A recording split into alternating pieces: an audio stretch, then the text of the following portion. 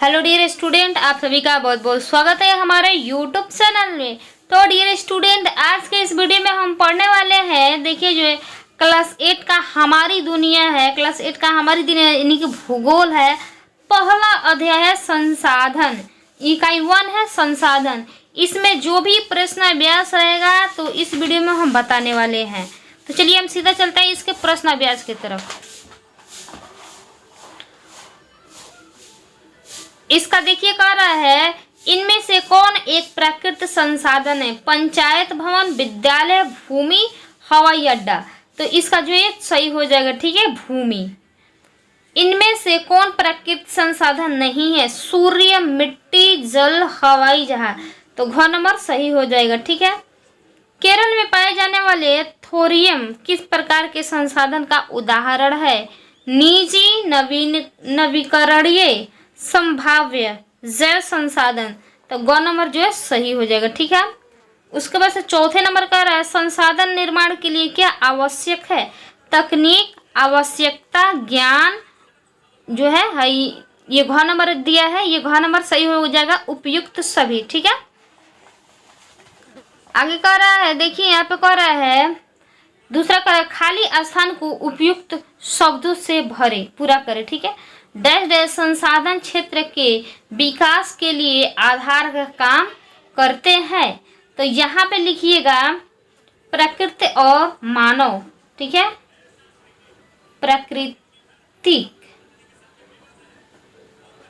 एवं मानव, ठीक है।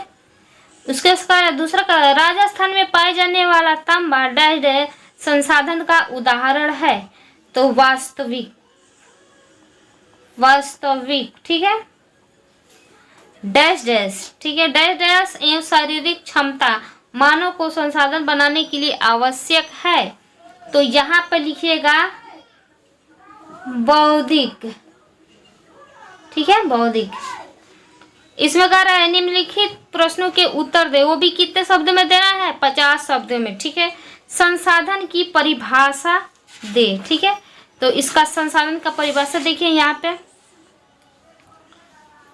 मानवीय आवश्यकताओं को पूरा करने वाले सभी जीव जंतु, वस्तुएं एवं पदार्थ संसाधन है, ठीक है।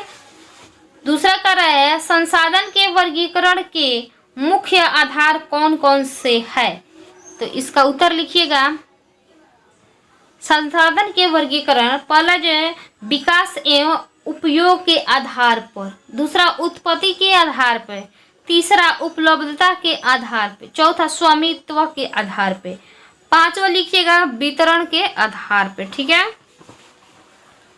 आगे देखिए कह रहा है, तीसरा प्राकृतिक संसाधनों का संरक्षण क्यों जरूरी है?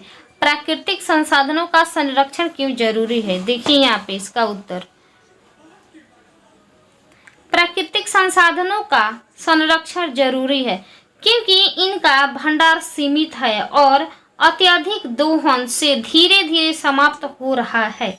हमारी अगली पीढ़ी भी इसका उपयोग कर सके, इसके लिए इनका संरक्षण जो है जरूरी है, ठीक है।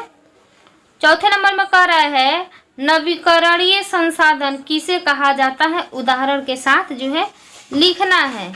तो चौथा का जो उत्तर देखिए, वैसे प्राकृतिक संसाधन जिनकी पुनः पूर्ति प्राकृतिक रूप से होती रहती है, ये समाप्त नहीं होते हैं, जैसे सूर्य की किरणें, जल, हवा, आयु, ये जो है समाप्त नहीं हो सकती है, ठीक है।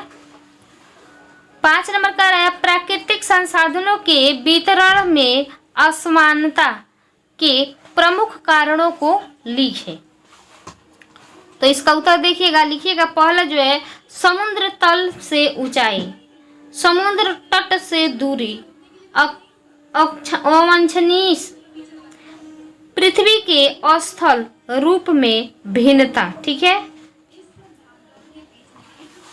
अब देखिए क्या कर रहा है, चौथे नंबर में जो कह रहा है, निम्नलिखित प्रश्नों के उत्तर दे, अधिकतम जो है 200 शब्दों में, ठीक है। पहला कर रहा है, प्राकृतिक संसाधनों का वर्गीकरण उपयुक्त उदाहरण के साथ जो है प्रस्तुत करना है, ठीक है। तो इसका जो है देखिए यहाँ पे देखिए यहाँ पे दिया है संसाधन, ठीक है। इसका जो है यहाँ पे जो है लिख लीजिएगा, ठीक है।